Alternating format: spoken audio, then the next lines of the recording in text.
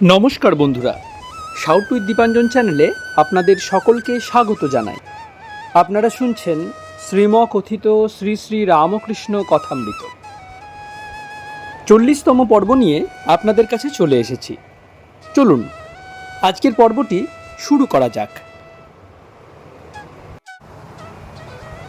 তব কথামৃতং তপ্ত জীবনং কবিভিরীরিতং কল্মষাপহম শ্রবণমঙ্গলং শ্রীমদাততং ভুবি গৃণন্তি যে ভুরিদা জনা।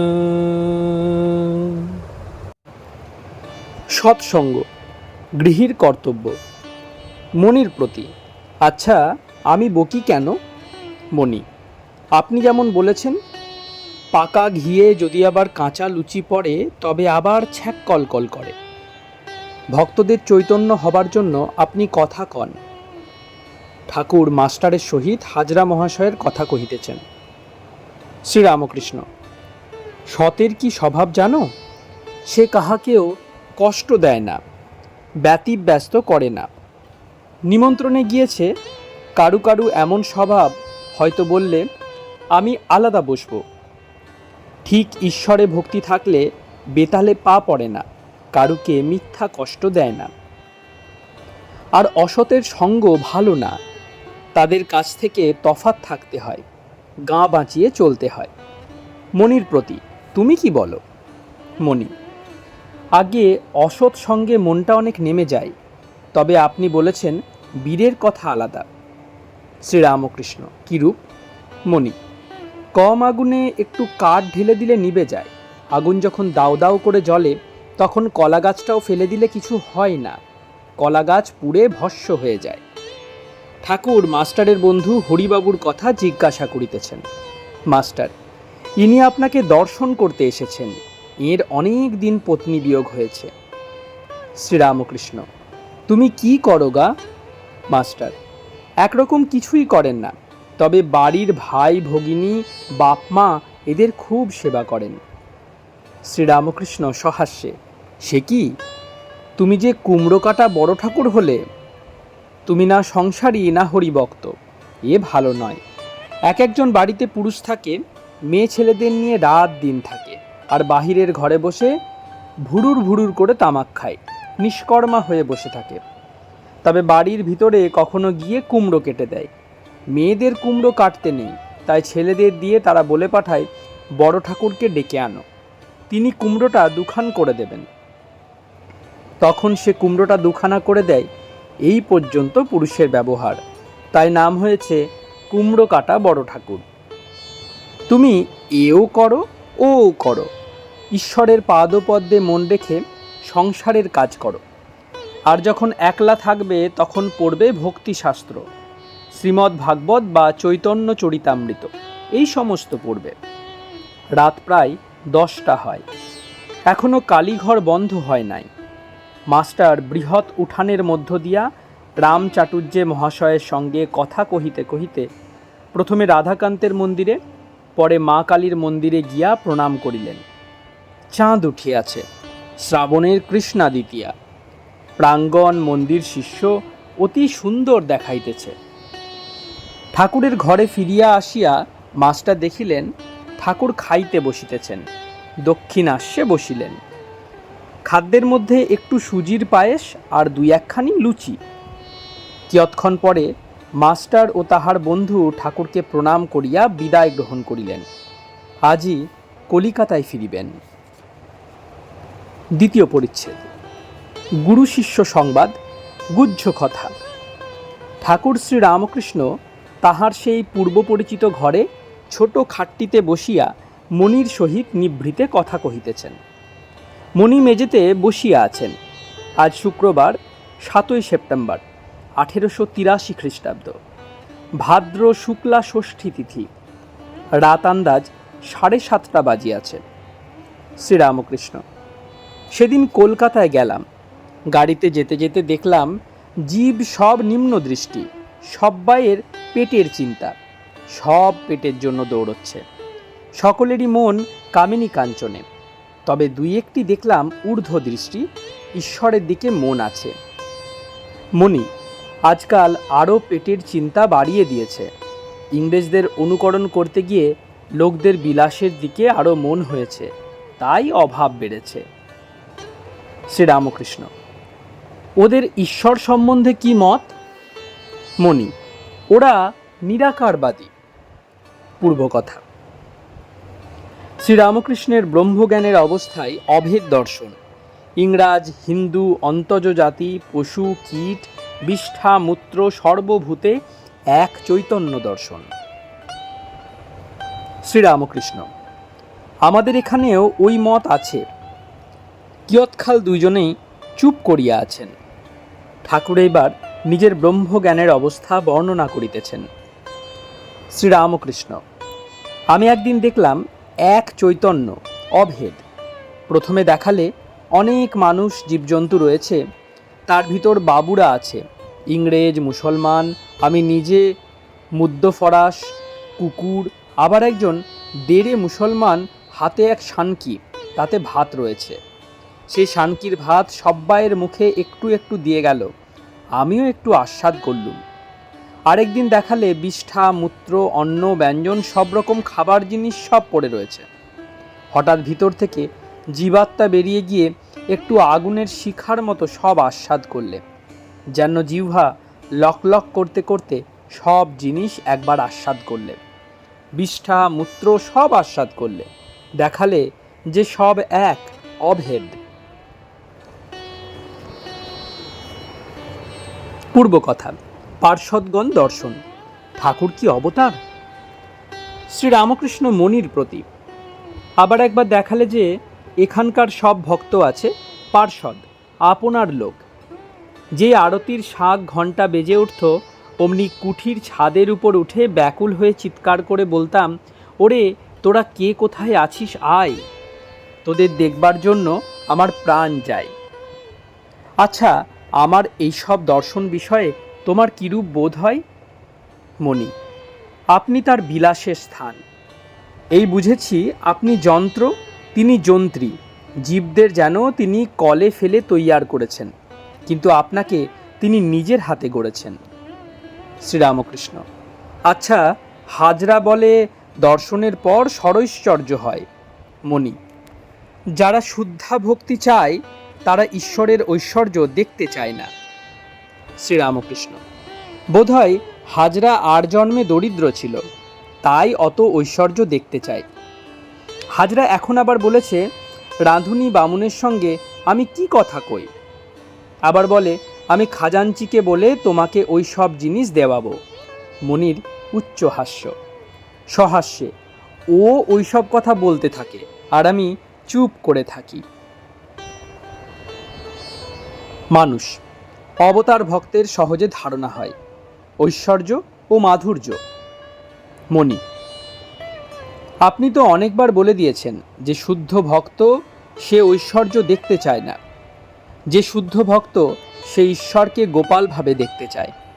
প্রথমে ঈশ্বর চুম্বক পাথর হন আর ভক্ত ছুঁচ হন, শেষে ভক্তই চুম্বুক পাথর হন আর ঈশ্বর ছুঁচ হন, অর্থাৎ ভক্তের কাছে ঈশ্বর ছোট হয়ে যান। শ্রীরামকৃষ্ণ, যেমন ঠিক সূর্যোদয়ের সময়ে সূর্য, সে সূর্যকে অনায়াসে দেখতে পারা যায়, চক্ষু জ্বলসে যায় না, বরং চক্ষের তৃপ্তি হয়। ভক্তের জন্য ভগবানের নরম ভাব হয়ে যায়, তিনি ঐশ্বর্য ত্যাগ করে ভক্তের কাছে আসেন। দুইজনে আবার চুপ করিয়া আছেন। মনি, এসব দর্শন ভাবি কেন সত্য হবে না? যদি এসব অসত্য হয়, এ সংসার আরও অসত্য, কেননা যন্ত্র মন একই। ওসব দর্শন শুদ্ধ মনে হচ্ছে, আর সংসারের বস্তু এই মনে দেখা হচ্ছে। শ্রীরামকৃষ্ণ, এবার দেখছি তোমার খুব অনিত্য বোধ হয়েছে। আচ্ছা, হাজরা কেমন বলো? মনি, ও এক রকমের লোক। ঠাকুরের হাস্য। শ্রীরামকৃষ্ণ, আচ্ছা, আমার সঙ্গে আর কারু মেলে? মণি, আজ্ঞে না। শ্রীরামকৃষ্ণ, কোনো পরমহংসের সঙ্গে? মণি, আজ্ঞে না, আপনার তুলনা নাই। শ্রীরামকৃষ্ণ সহাস্যে, অচিনে গাছ শুনেছ? মণি, আজ্ঞে না। শ্রীরামকৃষ্ণ, সে একরকম গাছ আছে, তাকে কেউ দেখে চিনতে পারে না। মণি, আজ্ঞে আপনাকেও চিনবার জো নাই, আপনাকে যে যত বুঝবে সে ততই উন্নত হবে। মণি চুপ করিয়া ভাবিতেছেন, ঠাকুর সূর্যোদয়ের সূর্য আর অচিনে গাছ, এইসব কথা যা বললেন, এরই নাম কি অবতার? এরই নাম কি নরলীলা? ঠাকুর কি অবতার? তাই পার্শ্বদের দেখবার জন্য ব্যাকুল হয়ে কুঠির ছাদে দাঁড়িয়ে থাকতেন। ওরে তোরা কে কোথায় আছিস, আয়। ষষ্ঠ খণ্ড। দক্ষিণেশ্বর মন্দিরে রতন প্রভৃতি ভক্ত সঙ্গে, প্রথম পরিচ্ছেদ।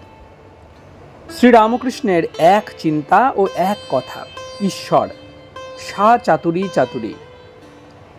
শ্রীরামকৃষ্ণ কালীবাড়ির সেই পূর্ব পরিচিত ঘরে ছোট খাটটিতে বসিয়া আছেন, সহাস্যবদন, ভক্তদের সহিত কথা কহিতেছেন। তাহার আহার হইয়া গিয়াছে, বেলা 1টা-2টা হইবে। আজ রবিবার, 9ই সেপ্টেম্বর 1883 খ্রিস্টাব্দ, ভাদ্র শুক্লা সপ্তমী। ঘরের মেঝেতে রাখাল মাস্টার রতন বসিয়া আছেন। শ্রীযুক্ত রামলাল, শ্রীযুক্ত রামচাটুর্যে, শ্রীযুক্ত হাজরা মাঝে মাঝে আসিতেছেন ও বসিতেছেন। রতন শ্রীযুক্ত যদু মল্লিকের বাগানের তত্ত্বাবধান করেন, ঠাকুরকে ভক্তি করেন ও মাঝে মাঝে আসিয়া দর্শন করেন। ঠাকুর তাহার সহিত কথা কহিতেছেন। রতন বলিতেছেন, যদু মল্লিকের কলিকাতার বাড়িতে নীলকণ্ঠের যাত্রা হবে। রতন, আপনার যেতে হবে, তারা বলে পাঠিয়েছেন অমুক দিনে যাত্রা হবে। শ্রীরামকৃষ্ণ, তা বেশ, আমার যাবার ইচ্ছা আছে। আহা, নীলকণ্ঠের কি ভক্তির সহিত গান! একজন ভক্ত, আজ্ঞে হ্যাঁ। শ্রীরামকৃষ্ণ, গান গাইতে গাইতে সে চক্ষের জলে ভেসে যায়। রতনের প্রতি, মনে করছি রাত্রে রয়ে যাব। রতন, তা বেশ তো। রামচাটুর্যে প্রভৃতি অনেকে খড়ম চুরির কথা জিজ্ঞাসা করিলেন। রতন, যদুবাবুর বাড়ির ঠাকুরের সোনার খড়ম চুরি হয়েছে, তার জন্য বাড়িতে হুলস্থুল পড়ে গেছে। থালা চালা হবে, সব্বাই বসে থাকবে, যে নিয়েছে তার দিকে থালা চলে যাবে। শ্রীরামকৃষ্ণ সহাস্যে, কীরকম থালা চলে? আপনি চলে? রতন, না, হাত চাপা থাকে। ভক্ত, কি একটা হাতের কৌশল আছে, হাতের চাতুরি আছে। শ্রীরামকৃষ্ণ, যে চাতুরিতে ভগবানকে পাওয়া যায় সেই চাতুরি চাতুরি, সা চাতুরি চাতুরি। দ্বিতীয় পরিচ্ছেদ। তান্ত্রিক সাধন ও ঠাকুর শ্রীরামকৃষ্ণের সন্তান ভাব। কথাবার্তা চলিতেছে।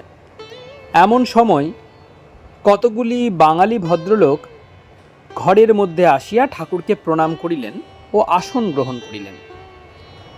তাহাদের মধ্যে একজন ঠাকুরের পূর্ব পরিচিত। ইহারা তন্ত্রমতে সাধন করেন, পঞ্চমকার সাধন।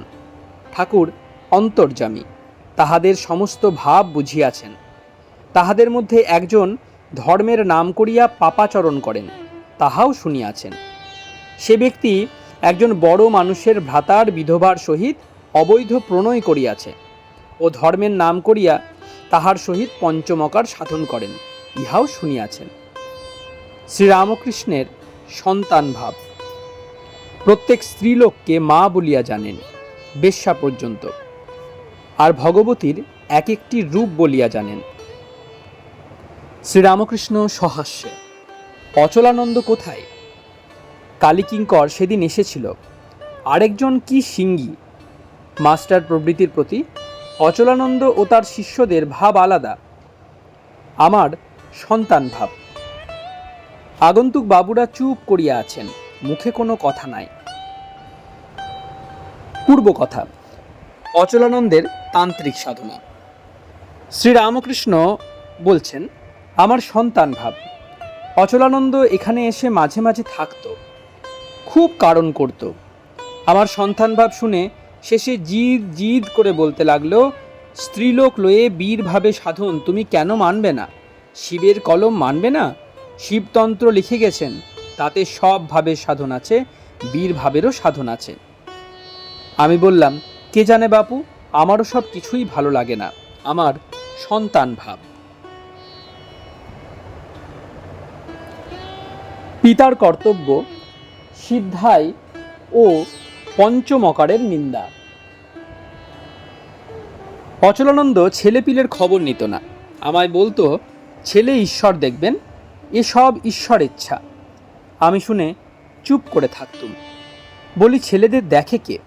ছেলেপুলে পরিবার ত্যাগ করেছি বলে টাকা রোজগারের একটা ছুতা না করা যায়, লোকে ভাববে ইনি সব ত্যাগ করেছেন, আর অনেক টাকা এসে পড়বে। মোকদ্দমা জিতব, খুব টাকা হবে, মোকদ্দমা জিতিয়ে দেব, বিষয় পাইয়ে দেব, এই জন্য সাধন? এ ভারী হীন বুদ্ধির কথা। টাকায় খাওয়া দাওয়া হয়, একটা থাকবার জায়গা হয়, ঠাকুরের সেবা হয়, সাধু ভক্তের সেবা হয়, সম্মুখে কেউ গরিব পড়লে তার উপকার হয়, এই সব টাকার সদ্ব্যবহার। ঐশ্বর্য ভোগের জন্য টাকা নয়।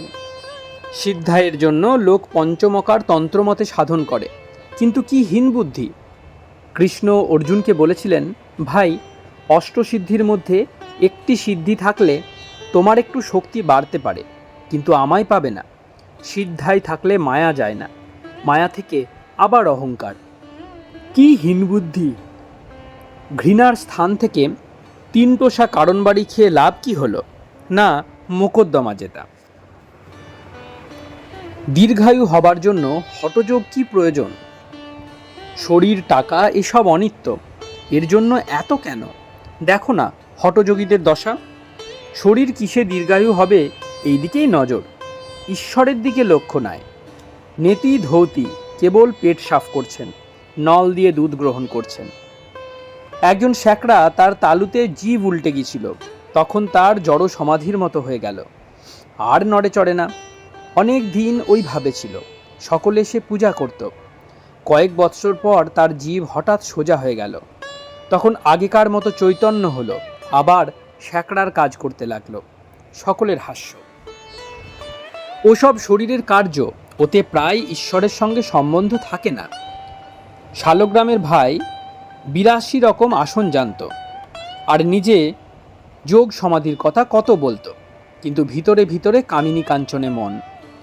দাওয়ান মদন ভট্টের কত হাজার টাকার একখানা নোট পড়েছিল, টাকার লোভে সে টপ করে খেয়ে ফেলেছে, গিলে ফেলেছে, পরে কোনো রূপে বার করবে, কিন্তু নোট আদায় হলো, শেষে 3 বৎসর মেয়াদ। আমি সরল বুদ্ধিতে ভাবতুম, বুঝি বেশি এগিয়ে পড়েছে, মাইরি বলছি।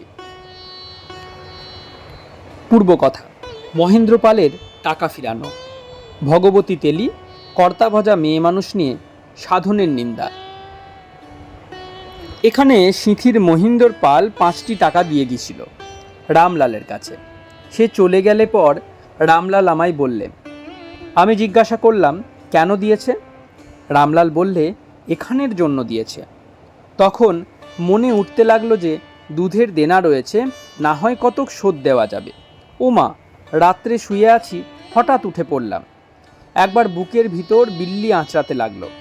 তখন রামলালকে গিয়ে বললাম, কাকে দিয়েছে? তোর খুড়িকে কি দিয়েছে? রামলাল বললে, না, আপনার জন্য দিয়েছে। তখন বললাম, না, এক্ষুনি টাকা ফেরত দিয়ে আয়, তা না হলে আমার শান্তি হবে না। রামলাল ভোরে উঠে টাকা ফিরিয়ে দিয়ে আসে, তবে হয়। ও দেশে ভোগী তেলি কর্তা ভজার দলের ওই মেয়ে মানুষ নিয়ে সাধন। একটি পুরুষ না হলে মেয়ে মানুষের সাধন ভজন হবে না। সেই পুরুষটিকে বলে রাগ কৃষ্ণ। 3 বার জিজ্ঞাসা করে, কৃষ্ণ পেয়েছিস? সে মেয়ে মানুষটা 3 বার বলে, পেয়েছি। ভোগী তথা ভগবতী শূদ্র তেলি। সকলে গিয়ে তার পায়ের ধুলো নিয়ে নমস্কার করত। তখন জমিদারের বড় রাগ হলো। আমি তাকে দেখেছি। জমিদার একটা দুষ্ট লোক পাঠিয়ে দেয়, তার পাল্লায় পড়ে তার আবার পেটে ছেলে হয়।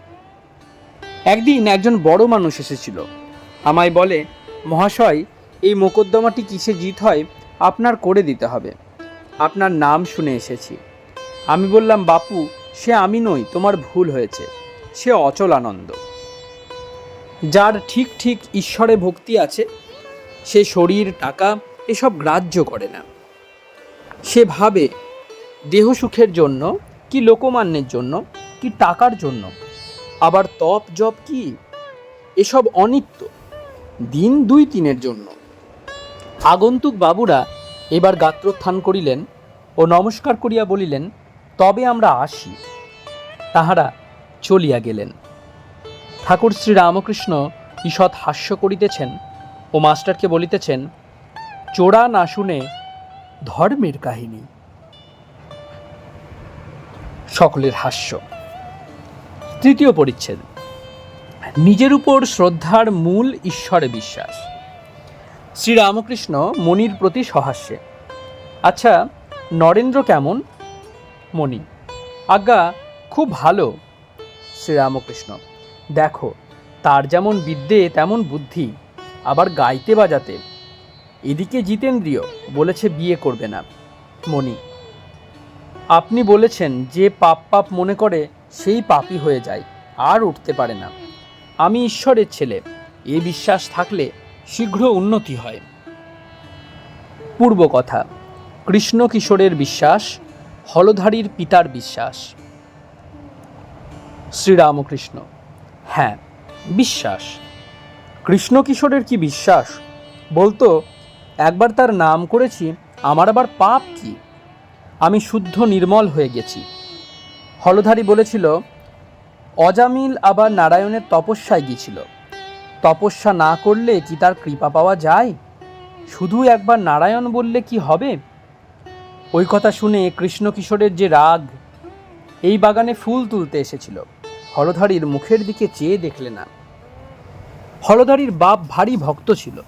স্নানের সময় কোমর জলে গিয়ে যখন মন্ত্র উচ্চারণ করত, রক্তবর্ণম চতুর্মুখম এইসব ধ্যান যখন করত, তখন চক্ষু দিয়ে প্রেমাশ্রু পড়ত। একদিন এড়েদার ঘাটে একটি সাধু এসেছে, আমরা দেখতে যাব, কথা হলো। হলধারী বললে, সেই পঞ্চভূতের খোলটা দেখতে গিয়ে কি হবে? তারপরে সেই কথা কৃষ্ণকিশোর শুনে বলেছিল, কি সাধুকে দর্শন করে কি হবে এই কথা বললে? যে কৃষ্ণ নাম করে বা রাম নাম করে তার চিন্ময় দেহ হয়, আর সেসব চিন্ময় দেখে চিন্ময় শ্যাম চিন্ময় ধাম। বলেছিল একবার কৃষ্ণ নাম কি একবার রাম নাম করলে শতবার সন্ধ্যার ফল পাওয়া যায়। তার একটি ছেলে যখন মারা গেল, প্রাণ যাবার সময় রাম নাম বলেছিল। কৃষ্ণকিশোর বলেছিল, ও রাম বলেছে, ওর আর ভাবনা কি? তার মাঝে মাঝে একবার কাঁদত, পুত্রশোক। বৃন্দাবনে জলতৃষ্ণা পেয়েছে, মুচিকে বললে, তুই বল শিব। সে শিব নাম করে জল তুলে দিলে, অমন আচারী ব্রাহ্মণ সেই জল খেলে। কি বিশ্বাস! বিশ্বাস নাই, অথচ পূজা জপ সন্ধ্যাদি কর্ম করছে, তাতে কিছুই হয় না, কি বলো? মণি, আগে হ্যাঁ। শ্রীরামকৃষ্ণ সহাস্যে, গঙ্গার ঘাটে নাইতে এসেছি দেখেছি, যত রাজ্যের কথা। বিধবা পিসি বলছে, মা দুর্গাপূজা আমি না হলে হয় না, স্মৃতি গড়া পর্যন্ত। বাটিতে বিয়ে থাওয়া হলে সব আমায় করতে হবে মা, তবে হবে। এই ফুলসজ্জের জোগাড়, খয়েরের বাগানটি পর্যন্ত। মণি, আজ্ঞে এদেরই বা দোষ কি? কি নিয়ে থাকে? শ্রীরামকৃষ্ণ সহাস্যে, ছাদের উপর ঠাকুর ঘর, নারায়ণ পূজা হচ্ছে, পূজার নৈবেদ্য চন্দন ঘষা এসব হচ্ছে, কিন্তু ঈশ্বরের কথা একটি নাই। কি রাঁধতে হবে, আজ বাজারে কিছু ভালো পেলে না, কাল অমুক ব্যঞ্জনটি বেশ হয়েছিল, ও ছেলেটি আমার খুড়তুতো ভাই হয়, হ্যাঁ রে তোর সে কর্মটি আছে, আর আমি কেমন আছি, আমার হরি নাই, এই সব কথা। দেখো দেখি ঠাকুর ঘরে পূজার সময় এইসব রাজ্যের কথাবার্তা। মণি, আজ্ঞে বেশিরভাগই এইরূপ। আপনি যেমন বলেন, ঈশ্বরে যার অনুরাগ তার অধিক দিন কি পূজা সন্ধ্যা করতে হয়? চতুর্থ পরিচ্ছেদ। চিন্ময় রূপ কি? ব্রহ্মজ্ঞানের পর বিজ্ঞান। ঈশ্বরই বস্তু। ঠাকুর মণির সহিত নিভৃতে কথা কহিতেছেন। মণি, আগে তিনি যদি সব হয়েছেন, এরূপ নানা ভাব কেন?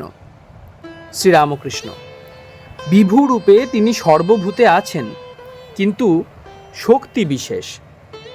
কোনোখানে বিদ্যাশক্তি, কোনোখানে অবিদ্যাশক্তি, কোনোখানে বেশি শক্তি, কোনোখানে কম শক্তি। দেখো না, মানুষের ভিতর ঠগ জুয়াচোর আছে, আবার বাঘের মতো ভয়ানক লোকও আছে। আমি বলি ঠগ নারায়ণ, বাঘ নারায়ণ। মণি সহাস্যে: আচ্ছা, তাদের দূর থেকে নমস্কার করতে হয়। বাগনারায়ণকে কাছে গিয়ে আলিঙ্গন করলে খেয়ে ফেলবে। শ্রীরামকৃষ্ণ: তিনি আর তাঁর শক্তি, ব্রহ্ম আর শক্তি, বই আর কিছুই নাই। নারদ রামচন্দ্রকে স্তব করতে করতে বললেন, হে রাম, তুমি শিব, সীতা ভগবতী, তুমি ব্রহ্মা, সীতা ব্রহ্মাণী, তুমি ইন্দ্র, সীতা ইন্দ্রাণী, তুমি নারায়ণ, সীতা লক্ষ্মী। পুরুষবাচক যা কিছু আছে সব তুমি, স্ত্রীবাচক সব সীতা। মণি: আর চিন্ময় রূপ? শ্রীরামকৃষ্ণ একটু চিন্তা করিতেছেন, আস্তে আস্তে বলিতেছেন, কীরকম জানো? যেমন জলের। এসব সাধন করলে জানা যায়। তুমি রূপে বিশ্বাস করো। ব্রহ্মজ্ঞান হলে তবে অভেদ। ব্রহ্ম আর শক্তি অভেদ। যেমন অগ্নি আর তার দাহিকা শক্তি। অগ্নি ভাবলেই দাহিকা শক্তি ভাবতে হয়, আর দাহিকা শক্তি ভাবলেই অগ্নি ভাবতে হয়। দুগ্ধ আর দুগ্ধের ধবলত্ব, জল আর তার হিম শক্তি। কিন্তু ব্রহ্মজ্ঞানের পরও আছে, জ্ঞানের পর বিজ্ঞান। যার জ্ঞান আছে, বোধ হয়েছে, তার অজ্ঞানও আছে। বশিষ্ঠ শতপুত্র সুখে কাতর হলেন। লক্ষ্মণ জিজ্ঞাসা করাতে রাম বললেন, ভাই, জ্ঞান অজ্ঞানের পার হও। যার আছে জ্ঞান, তার আছে অজ্ঞান। পায়ে যদি কাঁটা ফোটে, আরেকটি আহরণ করে সেই কাঁটাটি তুলে দিতে হয়, তারপর দ্বিতীয় কাঁটাটিও ফেলে দেয়। মণি: অজ্ঞান জ্ঞান দুই ফেলে দিতে হয়? শ্রীরামকৃষ্ণ: হ্যাঁ, তাই বিজ্ঞানের প্রয়োজন। দেখো না, যার আলো জ্ঞান আছে, তার অন্ধকার জ্ঞান আছে। যার সুখ বোধ আছে, তার দুঃখ বোধ আছে। যার পুণ্য বোধ আছে, তার পাপ বোধ আছে। যার ভালো বোধ আছে, তার মন্দ বোধ আছে। যার সূচি বোধ আছে, তার অসুচি বোধ আছে। যার আমি বোধ আছে, তার তুমি বোধও আছে। বিজ্ঞান কিনা তাকে বিশেষ রূপে জানা। কাষ্ঠে আছে অগ্নি, এই বোধ, এই বিশ্বাসের নাম জ্ঞান। সেই আগুনে ভাত রাঁধা, খাওয়া, খেয়ে হৃষ্টপুষ্ট হওয়ার নাম বিজ্ঞান। ঈশ্বর আছেন, এইটি বোধে বোধ, তার নাম জ্ঞান। তার সঙ্গে আলাপ, তাকে নিয়ে আনন্দ করা, বাৎসল্যভাবে, সখ্যভাবে, দাসভাবে, মধুরভাবে, এরই নাম বিজ্ঞান। জীবজগৎ তিনি হয়েছেন, এইটি দর্শন করার নাম বিজ্ঞান। এক মতে দর্শন হয় না, কে কাকে দর্শন করে? আপনি আপনাকে দেখে। কালাপানিতে জাহাজ গেলে ফেরে না, আর ফিরে খবর দেয় না। মণি: যেমন আপনি বলেন, মনুমেন্টের উপরে উঠলে আর নিচের খবর থাকে না। গাড়ি ঘোড়া, মেম সাহেব, বাড়ি ঘর দ্বার, দোকান অফিস ইত্যাদি। শ্রীরামকৃষ্ণ: আচ্ছা, আজকাল কালীঘরে যায় না, কিছু অপরাধ কি? নরেন্দ্র বলতো, ইনি এখনো কালীঘরে যান। মণি: আজ্ঞা, আপনার নূতন নূতন অবস্থা, আপনার আবার অপরাধ কি? শ্রীরামকৃষ্ণ: আচ্ছা, হৃদের জন্য সেনকে ওরা বলেছিল, হৃদয়ের বড় অসুখ, আপনি তার জন্য 2 খান কাপড়, 2টি জামা আনবেন, আমরা তাকে দেশে পাঠিয়ে দেব। সেন এনেছিল 2টি টাকা। এ কি বলো দেখি, এত টাকা? কিন্তু এই দেওয়া, বলো না। মণি: আগে যারা ঈশ্বরকে জানবার জন্য বেড়াচ্ছে, তারা এরূপ করতে পারে না, যাদের জ্ঞান লাভ উদ্দেশ্য। শ্রীরামকৃষ্ণ: ঈশ্বরই বস্তু, আর সব অবস্তু। সপ্তম খণ্ড। ঠাকুর শ্রীরামকৃষ্ণের কলিকাতায় নিমন্ত্রণ। প্রথম পরিচ্ছেদ। শ্রীযুক্ত ঈশান মুখোপাধ্যায়ের বাটিতে শুভাগমন। দক্ষিণেশ্বরে কালীবাড়িতে মঙ্গল আরতির মধুর শব্দ শোনা যাইতেছে, সেই সঙ্গে প্রভাতীর আগে রসুন চৌকি বাজিতেছে। ঠাকুর শ্রীরামকৃষ্ণ গাত্রোত্থান করিয়া মধুর স্বরে নাম করিতেছেন। ঘরে যে সকল দেবদেবীর মূর্তি পটে চিত্রিত ছিল এক এক করিয়া প্রণাম করিলেন। পশ্চিম ধারের গোল বারান্দায় গিয়া ভাগীরথী দর্শন করিলেন ও প্রণাম করিলেন। ভক্তেরা কেহ কেহ ওখানে আছেন। তাহারা প্রাত্যকীর্ত সমাপন করিয়া ক্রমে ক্রমে আসিয়া ঠাকুর শ্রীরামকৃষ্ণকে প্রণাম করিলেন। রাখাল ঠাকুরের সঙ্গে এখানে এখন আছেন। বাবুরাম গত রাত্রে আসিয়াছেন। মণি ঠাকুরের কাছে আজ 14 দিন আছেন। আজ বৃহস্পতিবার, অগ্রহায়ণ কৃষ্ণপক্ষে ত্রয়োদশী তিথি, 27শে ডিসেম্বর 1883 খ্রিস্টাব্দ। আজ সকাল সকাল ঠাকুর স্নানাদি করিয়া কলিকাতায় আসিবার উদ্যোগ করিতেছেন। শ্রীরামকৃষ্ণ মণিকে ডাকিয়া বলিলেন, ঈশানের ওখানে আজ যেতে বলে গেছে। বাবুরাম যাবে, তুমিও যাবে আমার সঙ্গে। মণি যাইবার জন্য প্রস্তুত হইতে লাগিলেন। শীতকাল, বেলা 8টা। নহবতের কাছে গাড়ি আসিয়া দাঁড়াইল। ঠাকুরকে লইয়া যাইবে। চতুর্দিকে ফুল গাছ, সম্মুখে ভাগীরথী, দিক সকল প্রসন্ন। শ্রীরামকৃষ্ণ ঠাকুরদের পটের কাছে দাঁড়াইয়া প্রণাম করিলেন ও মার নাম করিতে করিতে যাত্রা করিয়া গাড়িতে উঠিলেন, সঙ্গে বাবুরাম, মণি। তাহারা ঠাকুরের গায়ের বনাত, বনাতের কানঢাকা টুপি ও মশলার থলে সঙ্গে লইয়াছেন।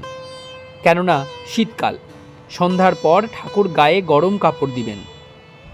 ঠাকুর সহাস্য বদন, সমস্ত পথ আনন্দ করিতে করিতে আসিতেছেন। বেলা 9টা। গাড়ি কলিকাতায় প্রবেশ করিয়া শ্যামবাজার দিয়া ক্রমে মেছুয়া বাজারের চৌমাথায় আসিয়া উপস্থিত হইল। মণি ঈশানের বাড়ি জানিতেন। চৌমাথায় গাড়ির মোড় ফিরাইয়া ঈশানের বাড়ির সম্মুখে দাঁড়াইতে বলিলেন। ঈশান আত্মীয়দের সহিত সাদরে সহাস্য বদনে ঠাকুরকে অভ্যর্থনা করিয়া নিচের বৈঠকখানা ঘরে লইয়া গেলেন। ঠাকুর ভক্ত সঙ্গে আসন গ্রহণ করিলেন। পরস্পর কুশল প্রশ্নের পর ঠাকুর ঈশানের পুত্র শ্রীশের সঙ্গে কথা কহিতেছেন। শ্রীশ MA BL পাস করিয়া আলিপুরে ওকালতি করিতেছেন। এন্ট্রান্স ও FA পরীক্ষায় ইউনিভার্সিটির ফার্স্ট হইয়াছিলেন, অর্থাৎ পরীক্ষায় প্রথম স্থান অধিকার করিয়াছিলেন। এখন তাহার বয়স প্রায় 30 বৎসর হইবে। যেমন পাণ্ডিত্য তেমনই বিনয়। লোকে দেখিলে বোধ করে ইনি কিছুই জানেন না। হাত জোড় করিয়া শ্রীশ ঠাকুরকে প্রণাম করিলেন। মণি ঠাকুরের কাছে শ্রীশের পরিচয় দিলেন ও বলিলেন, এমন শান্ত প্রকৃতির লোক দেখি নাই। কর্মবন্ধনের মহৌষধ ও পাপ কর্ম, কর্মযোগ। শ্রীরামকৃষ্ণ শ্রীশের প্রতি, তুমি কি করো গা? শ্রীশ, আজ্ঞা আমি আলিপুরে বেরুচ্ছি, ওকালতি করছি।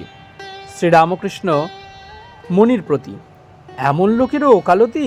শ্রীশের প্রতি, আচ্ছা তোমার কিছু জিজ্ঞাসা আছে। সংসারে অনাসক্ত হয়ে থাকা কেমন? শ্রীশ, কিন্তু গাজের গতিকে সংসারে অন্যায় কত করতে হয়। কেউ পাপকর্ম করছে, কেউ পুণ্যকর্ম। এসব কি আগেকার কর্মের ফল? তাই করতেই হবে। শ্রীরামকৃষ্ণ, কর্ম কতদিন? যতদিন না তাকে লাভ করা যায়। তাকে লাভ হলে সব যায়, তখন পাপ পুণ্যের পার হয়ে যায়। ফল দেখা দিলে ফুল যায়, ফুল দেখা দেয় ফল হবার জন্য। সন্ধ্যাদি কর্ম কতদিন? যতদিন ঈশ্বরের নাম করতে রোমাঞ্চ আর চক্ষে জল না আসে। এই সকল অবস্থা ঈশ্বর লাভের লক্ষণ, ঈশ্বরে শুদ্ধা ভক্তি লাভের লক্ষণ। তাকে জানলে পাপ পুণ্যের পার হয়। প্রসাদ বলে ভুক্তি মুক্তি উভয় মাথায় রেখেছি, আমি কালী ব্রহ্ম জেনে মর্ম ধর্মাধর্ম সব ছেড়েছি। তার দিকে যত এগুবে ততই তিনি কর্ম কমিয়ে দেবেন। গৃহস্থের বউ অন্তঃসত্ত্ব হলে শাশুড়ি ক্রমে ক্রমে কাজ কমিয়ে দেন। যখন 10 মাস হয় তখন একেবারে কাজ কমিয়ে দেন। সন্তান লাভ হলে সেইটিকে নিয়েই নাড়াচাড়া, সেইটিকে নিয়েই আনন্দ। শ্রীশ, সংসারে থাকতে থাকতে তার দিকে যাওয়া বড় কঠিন। গৃহস্থ সংসারীকে শিক্ষা, অভ্যাসযোগ ও নির্জনে সাধন। শ্রীরামকৃষ্ণ, কেন অভ্যাসযোগ? ও দেশে ছুতোরদের মেয়েরা চিঁড়ে বেচে, তারা কত দিক সামলে কাজ করে শোনো। ঢেকির পাট পড়ছে, হাতে ধানগুলো ঠেলে দিচ্ছে, আর এক হাতে ছেলেকে কোলে করে মাই দিচ্ছে। আবার খদ্দের এসেছে, ঢেকি এদিকে পড়েছে, আবার খদ্দের সঙ্গে কথাও চলছে। খদ্দেরকে বলছে, তাহলে তুমি যে ক পয়সা ধার আছে সে ক পয়সা দিয়ে যেও, আর জিনিস লয়ে যেও। দেখো, ছেলেকে মাই দেওয়া, ঢেঁকি পড়ছে, ধান ঠেলে দেওয়া ও কাঁড়া ধান তোলা, আবার খদ্দের সঙ্গে কথা বলা একসঙ্গে করছে। এরই নাম অভ্যাসযোগ। কিন্তু তার 15 আনা মন ঢেকির পাটের দিকে রয়েছে, পাছে হাতে পড়ে যায়। আর 1 আনায় ছেলেকে মাই দেওয়া আর খদ্দেরের সঙ্গে কথা কওয়া। তেমনি যারা সংসারে আছে তাদের 15 আনা মন ভগবানে দেওয়া উচিত, না দিলে সর্বনাশ, কালের হাতে পড়তে হবে। আর 1 আনায় অন্যান্য কর্ম করো। জ্ঞানের পর সংসারে থাকা যায়, কিন্তু আগে তো জ্ঞান লাভ করতে হবে। সংসার রূপ জলে মন রূপ দুধ রাখলে মিশে যাবে, তাই মন রূপ দুধকে দই পেতে নির্জনে মন্থন করে মাখন তুলে সংসার রূপ জলে রাখতে হয়, তাহলেই হলো। সাধনের দরকার। প্রথমাবস্থায় নির্জনে থাকা বড় দরকার। অশ্বত্থ গাছ যখন চারা থাকে তখন বেড়া দিতে হয়, তা না হলে ছাগল গরুতে খেয়ে ফেলে। কিন্তু গুঁড়ি মোটা হলে বেড়া খুলে দেওয়া যায়, এমনকি হাতি বেঁধে দিলেও গাছের কিছু হয় না। তাই প্রথমাবস্থায় মাঝে মাঝে নির্জনে যেতে হয়। সাধনের দরকার। ভাত খাবে, বসে বসে বলছো, কাঠে অগ্নি আছে, ওই আগুনে ভাত রাঁধা হয়, তা বললে কি ভাত তৈয়ের হয়? আরেকখানা কাঠ এনে কাঠে কাঠে ঘষতে হয়, তবে আগুন বেরোয়। সিদ্ধি খেলে নেশা হয়, আনন্দ হয়। খেলে না, কিছুই করলে না, বসে বসে বলছো সিদ্ধি সিদ্ধি, তাহলে কি নেশা হয়, আনন্দ হয়?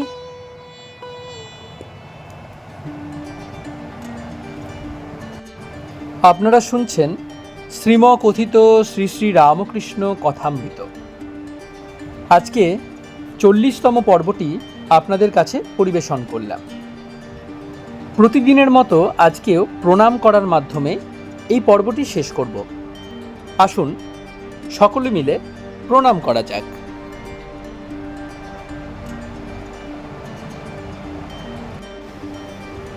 নিরঞ্জনং নিত্যমনন্তরূপং ভক্তানুকম্পা